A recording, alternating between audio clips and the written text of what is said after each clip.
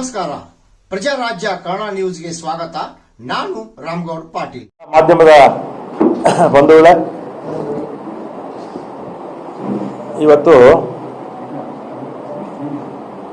ನಾನು ಹಿಂದೆ ರಾಜಕೀಯಕ್ಕೆ ಬಂದಿದ್ದು 1973ರಲ್ಲಿ. ಆಗ ವಿದ್ಯಾರ್ಥಿ ನಾಯಕನಾಗಿ ಗೌರ್ಮೆಂಟ್ ಸೈನ್ಸ್ ಕಾಲೇಜಲ್ಲಿ ಎಲೆಕ್ಷನ್ನು ಗೆದ್ದೆ. ಆಗ NSU ಸೇರಿಕೊಂಡೆ. ಅಂದರೆ 73 ಅಂದರೆ 53 ವರ್ಷಗಳಿಂದ ಕಾಂಗ್ರೆಸ್ ಪಕ್ಷದಲ್ಲಿ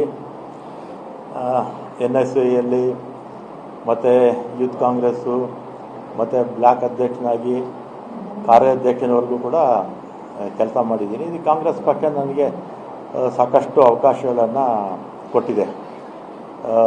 9 ಬಾರಿ ವಿಧಾನಸಭೆಗೆ ಸ್ಪರ್ಧೆ ಮಾಡಿದ್ದೆ. ಮೊದಲು 1985ರಲ್ಲಿ ನಾನು ಅಪ್ಲಿಕೇಶನ್ ಹಾಕಿದ್ದೆ. ಯಾರ ಮನೆಗೆ ಹೋಗಿ ನನಗೆ ಅಸೆಂಬ್ಲಿ ಸೀಟ್ ಕೊಡಿ ಅಂತ ಕೇಳಿರಲಿಲ್ಲ. ವೀರಪ್ಪಲಿಯವರೇ ಕರೆದು ಸೀಟು ನನಗೆ ಕೊಟ್ಟರು. ಆಗ ಸೋತೆ ನಾನು.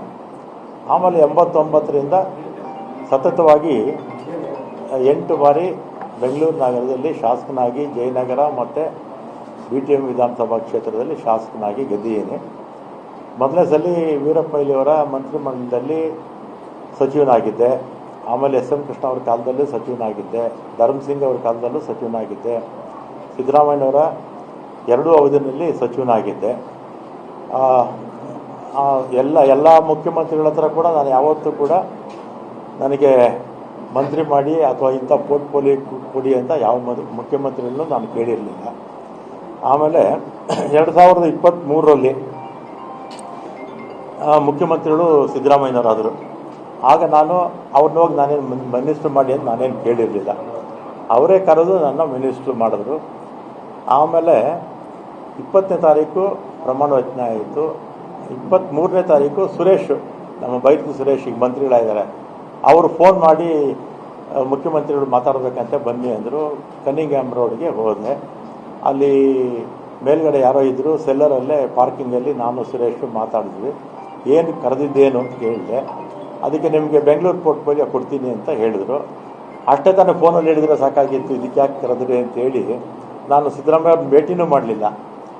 ಅವರು ಬೆಂಗಳೂರು ಪೋರ್ಟ್ಫೋಲಿಯೋ ಕೊಡ್ತೀನಿ ಅಂತ ನಾನು ಬಂದುಬಿಟ್ಟು ನಾನೇನು ಕೇಳಿರಲಿಲ್ಲ. ಪೋರ್ಟ್ಫೋಲಿಯೋ ಕೊಡಿ ಅಂತ ನಾನು ಸಿದ್ದರಾಮಯ್ಯನವ್ರನ್ನೂ ಕೇಳಲಿಲ್ಲ. ಅವರೇ ವಾಲಂಟಿಯರ್ ಆಗಿ ಕೊಡ್ತೀನಿ ಅಂತ ಹೇಳಿದರು. ಆಮೇಲೆ 25ಕ್ಕೆ ಅನೌನ್ಸ್ ಆಯಿತು ಪೋರ್ಟ್ಫೋಲಿಯೋ. ನಾನೇ ಮತ್ತೆ ಟ್ರಾನ್ಸ್ಪೋರ್ಟ್ಗೆ ಹಾಕ್ಬಿಟ್ಟಿದ್ರು. ಆಮೇಲೆ ನಾನು ಫೋನ್ ಮಾಡಿದೆ, ಸುರೇಶ್ಗೆ ಫೋನ್ ಮಾಡಿದೆ. ಅವರಿಬ್ಬರು ಜೊತೆನೇ ಕಾರಲ್ಲಿ ಹೋಗ್ತಾಯಿದ್ರು. ಯಾಕೆ ಈಗ ಆಯಿತು ಅಂತ ಹೇಳಿದೆ.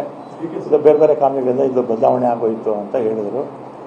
ಆಮೇಲೆ ನಾನು 25ನೇ ತಾರೀಕು ಮಾತಾಡಿದ್ಮೇಲೆ ನನಗೆ ನಾನೇನು ಕೇಳಿರಲಿಲ್ಲ, ಏನು ಇಂಥ ಇಲಾಖೆ ಬೇಕು ಅಂತ ನಾನು ಕೇಳಿರಲಿಲ್ಲ.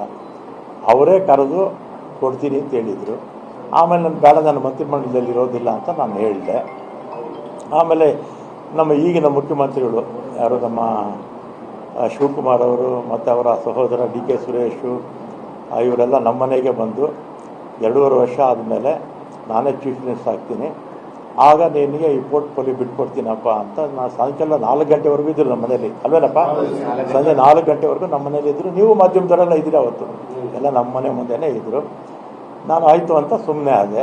ಮತ್ತು ಮೊನ್ನೆ 25ರಲ್ಲಿ ಅವರು CM ಆಗಿ ಓದ್ ತಗೋಬೇಕು. ಅದರ ಹಿಂದಿನ ದಿನವೇ ನಾವು ಹೋಗಿದ್ವಿ. ನಾನು ಕೃಷ್ಣರಾಜ್ ಅವರು ಇಲ್ಲೇ ಇದ್ದಾರೆ, ಅವ್ರಿಗೆ MLC ಸೀಟ್ಗೆ ರೆಕಮೆಂಡೇಷನ್ ಮಾಡೋದಕ್ಕೆ ಹೋಗಿದ್ದೆ ಕೃಷ್ಣರಾಜ್ ಅವರಿಗೆ. ಆಮೇಲೆ ಕೃಷ್ಣರಾಜ್ ಅವರು ಅವ್ರ ವಿಚಾರ ಮುಗಿದ ಮೇಲೆ ನಾವಿಬ್ಬರೇ ಪರ್ಸ್ನಲ್ಲಾಗಿ ಕೂತಿದ್ದಾಗ ನಾನೇನು ಇವ್ರನ್ನೂ ಯಾರು ಶಿವಕುಮಾರ್ ಅವ್ರನ್ನೂ ಕೂಡ ನಾನು ಮಂತ್ರಿ ಮಾಡ್ಕೊಳ್ಳಿ ಅಂತ ಕೇಳಲಿಲ್ಲ, ಅಥವಾ ಸಿದ್ದರಾಮಯ್ಯನವ್ರ ಹತ್ರ ಹೋಗಿ ನಾನು ಮಂತ್ರಿ ಮಂಡಲದಲ್ಲಿ ಸೇರಿಸಿ ಅಂತ ಹೇಳಲಿಲ್ಲ, ಅಥವಾ ಹೈಕಮಾಂಡ್ಗೆ ಹೋಗಿ ನನ್ನ ಮಂತ್ರಿ ಮಾಡಿ ಅಂತ ನಾನೇನು ಕೇಳಿರಲಿಲ್ಲ. ಮಾಡಿದ್ದಾರೆ, ಸಂತೋಷ. ಮತ್ತು ಅವತ್ತೇ ಶಿವಕುಮಾರ್ ಬೆಂಗಳೂರು ಪೋರ್ಟ್ಫೋಲಿಯೋ ನಿನಗೆ ಕೊಡ್ತೀನಪ್ಪ ಅಂತ ಹೇಳಿದರು. ಆಯಿತು ಅಂತ ಬಂದೆ. ನಾನು ಅದನ್ನು ಕೇಳಿರಲಿಲ್ಲ, ಅವ್ರಿಗೆ ಅದನ್ನು ಕೇಳಲಿಲ್ಲ, ಅವರೇ ವಾಲಂಟಿಯರಾಗಿ ಹೇಳಿದರು. ಆಮೇಲೆ ನೋಡಿದ್ರೆ ಈಗ ಜನಸಂಪನ್ಮೂಲ ಕೊಟ್ಟಿದ್ದಾರೆ. ನಾನು 2 ಬಾರಿ ಕೂಡ ಅವರೇ ಕರೆದು ಕೊಡ್ತೀವಿ ಅಂತೇಳಿ ಆಮೇಲೆ ಬೇರೆಯವ್ರಿಗೆ ಆಯಿತು. ಅದಕ್ಕೆ ನನಗೆ ಬೇಸರ ಆಗಿ ಈಗ ಆತ್ಮಸಾಕ್ಷಿ ವಿರುದ್ಧವಾಗಿ ಕೆಲಸ ಮಾಡೋಕ್ಕಾಗ್ತಿಲ್ಲ ಅಂತೇಳಿ ಇವತ್ತು ನಾನು ರಾಜೀನಾಮೆ ಕೊಡ್ತೀನಿ.